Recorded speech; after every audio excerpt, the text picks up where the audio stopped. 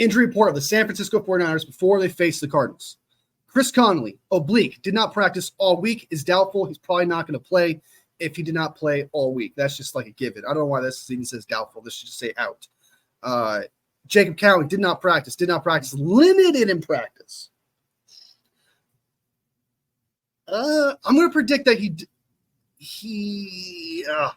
I don't know, man. If they play, he might play. Like, he might be active, but they might, like, not use him. Might resort to, like, okay, let's just have him in the background as emergencies just in case we need him.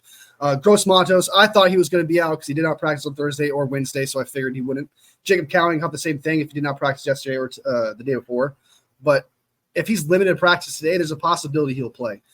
Gross Matos is definitely out, as I predicted. George Kittle did not practice, limited in practice. He is expected to play. Same thing with Fred Warner. Did not practice, but he was limited in practice, and he's questionable to play. However, the prediction or the theory is that he's going to play. And if he doesn't play, you San Francisco 49ers fans like me should be excited to see or hear that Bethune saw some starting linebacker practice. Our 7th-round draft pick, who we kept instead of Graham, got some practice in today. So he got some reps. So he might be playing if Fred Warner does not play. That also means if Fred Warner is taken out of the game, Bethune is going to come in for his place. So we might very well see Bethune in the Cardinals game. We might have 8 fucking rookies playing the Cardinals. Rookies, dude. 8 of them. That's so many, dude. And if they're all quality starters, man, that's crazy. That's crazy. So that's what's happening with Flanagan Fowles here. Not Flanagan Fowles, but Fred Warner. He might not play, but if he does, Bethune's going to come in and play for him. And then next up, we got D. Winters. He was limited practice, and then he was full participation in practice. It says unspecified, but if they're full participation at any point on this list, you can count on them playing because they wouldn't say, like, with a full participant, they could do anything and all that happens in practice. So it pretty much says, hey, they're playing. So unspecified, we can count on D. Winters playing. Same thing with Jordan Elliott, full participation in practice. Flanagan Fowles is out with a calf injury. He did not practice yesterday or today. That's okay because, like I said, we got Bethune. Sadly, Devondre Campbell, but Bethune, D. Winters, and Fowles. All 3 of those guys can step in. Well, I guess Fowles is out. So what? D. Winters, Bethune, and Devondre Campbell and Graham and Jalen Graham are all our linebackers right now. And honestly, I'm excited to see Graham too. Just even though we just picked up Graham, off the Commanders practice squad and put him on our team, I'm excited to see him because I'm tired of seeing Devondre Campbell. Enough with Devondre Campbell. He's a backup linebacker. I would rather see at this point what Jalen Graham can do, what D. Winters can do, what Bethune can do. I'd much rather see what they can do at this point because Devondre Campbell is bringing nothing, and I mean absolutely nothing, to the defensive squad. He's got to go. He's just let me see a different number and a different name on the back of a jersey next to Fred.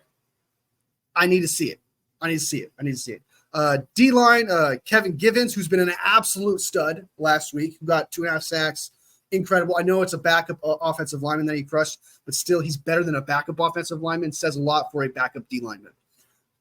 Also, he was a full participation in practice. That means I'm predicting him to play.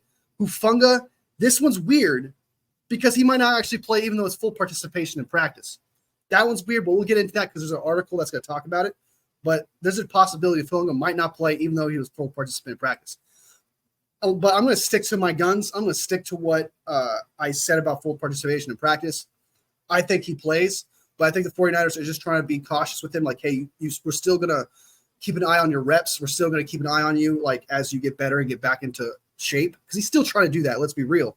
And Malik Mustafa was an absolute – so he had a couple missed situations here and there. Before rookie, Malik Mustafa was on fire last week and could fill in for Hufunga. So I think – Hufunga is just, they're just being cautious, give him a chance to come back. Not necessarily he's hurt.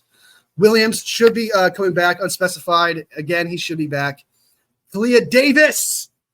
Kalia Davis. We got Kalia Davis back. Let's go, man. Let's go, dude. absolute stud in the preseason, absolute stud in the training camp, absolutely deserves this. We know we're going to see Clea Davis out there. I know what Kevin's given did. I know what Jordan Elliott can do. I get that.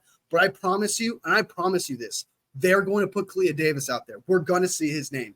Okay, he's either going to be fantastic or he's just going to be this well-rested machine that's going to dominate the offensive line because that's how well he's playing. He's either not going to be there or he's going to show himself. I'm excited for that. Kyle Juszczyk.